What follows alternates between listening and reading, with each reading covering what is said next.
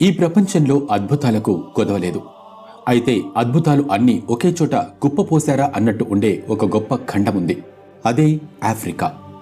ఆఫ్రికాలో జరిగే కొన్ని మిస్టీరియస్ విషయాల గురించి తెలుసుకుంటే మీకు ఖచ్చితంగా దిమ్మ తిరిగిపోతుంది.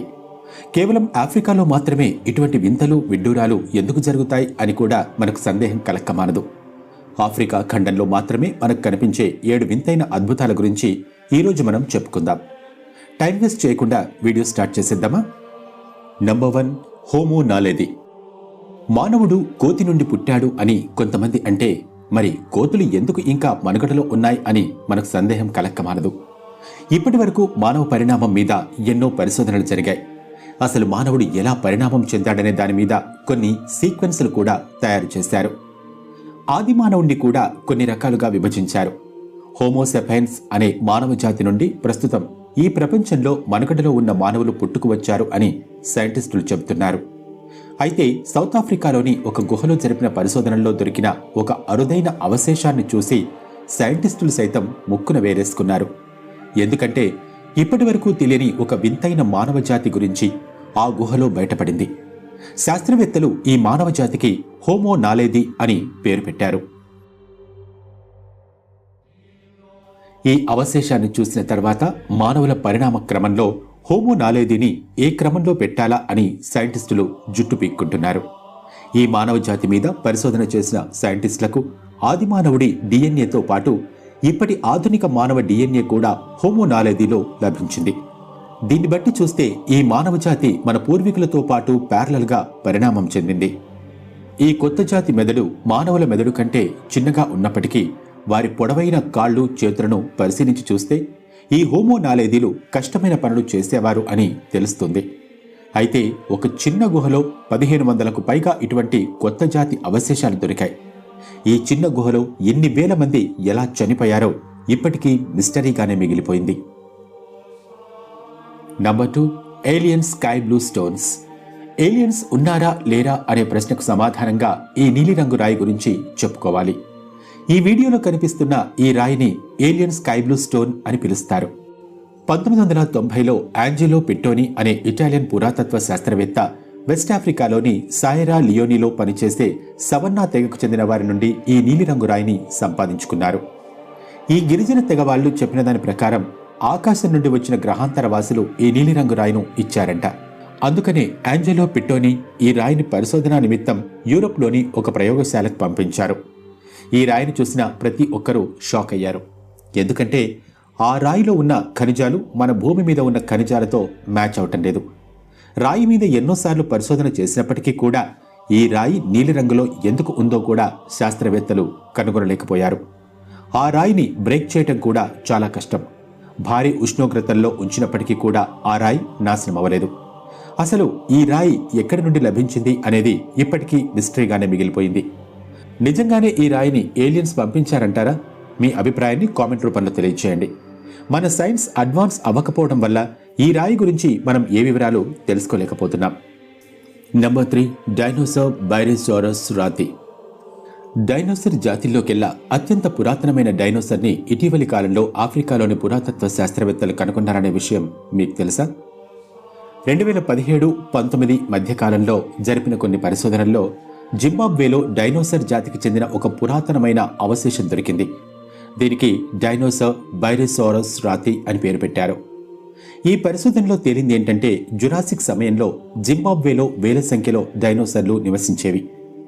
బైరోసారస్ రాతి డైనోసర్ గురించి తెలుసుకోవాలి అంటే ఇది అన్నిటికంటే చిన్నగా ఉండే శాకాహార డైనోసర్. కేవలం 6 అడుగుల పొడవుతో 28 కేజీల బరువు ఉండే ఈ డైనోసర్ పొడవైన మెడను ఉపయోగించి చెట్ల ఆకులను తింటూ ఉండేది. Number 4, dead బ్లీ.